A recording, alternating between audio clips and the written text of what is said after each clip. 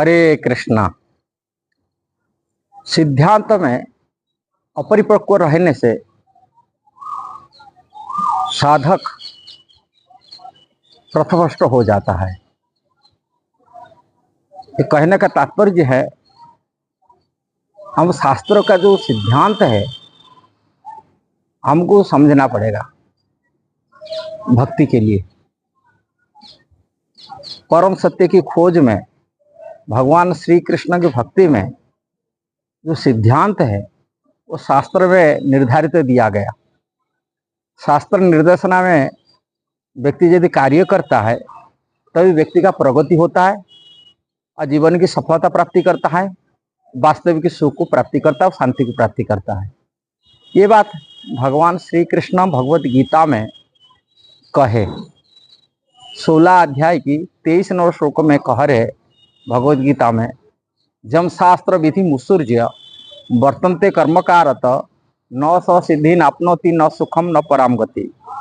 जो शास्त्र विधि विधानों को अवहेलना करता है, अपनी मनमानी ढंग से कार्य करता है, न सिद्धि प्राप्ति करता, न सुख प्राप्ति करता, न जीवन में परम गति को प्राप्ति कर पाता है।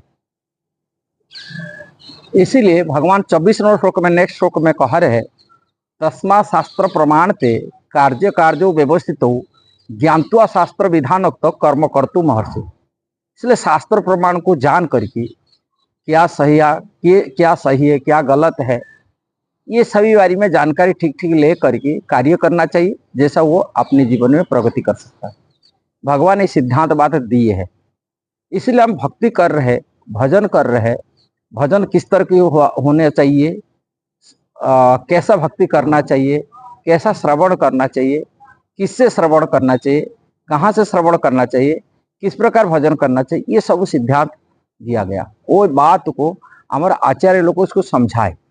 और शास्त्रों को समझने के लिए अपने हिसाब से मार्केट से खरीदी कर पढ़ की कोई शास्त्र समझ नहीं सकता। यदि ऐसा होता है तब तो सभी स्कूल कॉलेज जाना कोई आवश्यक नहीं पड़ता था। सब बच्चों को पढ़ाने के लिए मार्केट से खरीदी कर बच्चे पढ़ेंगे, वो डॉक्टर इंजीनियर सब बन जाएंगे। क्या जरूरत है इतना बड़े बड़े इंस्टीट्यूट खोल के बैठना के लिए। इसी प्रकार यदि भौतिक शिक्षा हम स्वयं अर्जन नहीं कर सकते, आध्यात्मिक शिक्षा को कैसा स्वयं अर्जन कर सकते। आध्यात्मिक शिक्षा को प्राप्ति करने के लिए मतलब भी हमको स्पिरिचुअल मास्टर, आध्यात्मिक गुरु चाहिए। आध्यात्मिक गुरु के माध्यम से, और गुरु प्रामाणिक होना चाहिए, परंपरा की होना चाहिए, ऑथेंटिक होना चाहिए। जब तक प्रामाणिक गुरु यदि नहीं होता, अप्रामाणिक के द्वारा भ्रमित हो जाएंगे। यही शास्त्र में यही बात कहा गया। किससे सुनना चाहिए। पद्म पुराण में एक श्लोक को कोट करते हुए श्रील रूप गोस्वामी भी कहे और सनातन गोस्वामी विद्या कोट किए। अवैष्णव मुखदिग्न पुत हरि कथामृतम श्रवणम नैव करते में सर्प उच्चिष्ट जथापय। अमृत तुल्य हरि कथा अवैष्णव मुख में नहीं सुनना चाहिए। क्यों नहीं सुनना चाहिए? सर्प उच्चिष्ट जथापय। उदाहरण देते हुए कहते, जिस प्रकार सर्प उच्चिष्ट दूध देखने के लिए दूध जैसा लगेगा, क्योंकि सर्प उच्चिष्ट विषैली होता है, उसको पीने से हानिकारक बनेगा। इसी प्रकार के अमृत तुल्य हरि कथा अवैष्णव मुख से नहीं सुनना चाहिए, वैष्णव मुख से सुनना चाहिए। वैष्णव कौन है? जो विष्णु का भक्त है, विष्णु का दासत्व स्वीकार किए, ऐसा वैष्णव मुख से सुनना चाहिए। नहीं तो हम भ्रमित हो जाएंगे, अपने आध्यात्मिक कल्याण नहीं कर पाएंगे। इसलिए वैष्णव मुख से सिद्धांत बात को समझना पड़ेगा। जो सिद्धांत बोलिया चित्ते नकर आलस, कृष्णदास कविराज गोस्वामी बोलते, जहां हईते कृष्ण पदे सुदृढ़ मानस। जिसके कारण कृष्ण के चरण में मन दृढ़ता में पकड़ में आ जाएगा और दृढ़ता भक्ति कर सकते हैं। इसलिए सिद्धांत बात सुनने के लिए कोई आलसी नहीं होना चाहिए। इसलिए वैष्णव सिद्धांत परंपरा माध्यम से, गुरु आचार्य माध्यम से हमको श्रवण कीर्तन करना पड़ेगा, भक्ति करना पड़ेगा, भजन भी माला जप करना पड़ेगा। मनमानी ढंग से नहीं होगा। हर चीज के सिद्धांत बात पर चलता है। और जो सिद्धांत में दृढ़ता रखता है, वो परिपक्व हो जाता है सिद्धांत में, वो जीवन में सफलता प्राप्ति कर लेता है और उनका मन स्थिर हो जाता है, एकाग्रता आ जाता है। यदि सिद्धांत में दृढ़ता नहीं है, वो पथभ्रष्ट हो जाए। ये देखा जाता है।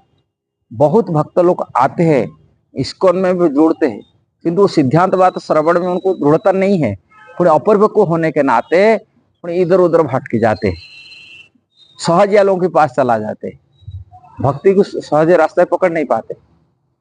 और अनेक लोग होते जो सिद्धांतवाद नहीं होने के नाते, सिद्धांतवाद नहीं जानने के कारण से वो लोग कभी पथभ्रष्ट होते होते हैं, इवन देवी देवता छोड़कर भूत प्रेत को सेवा उसको भी करते।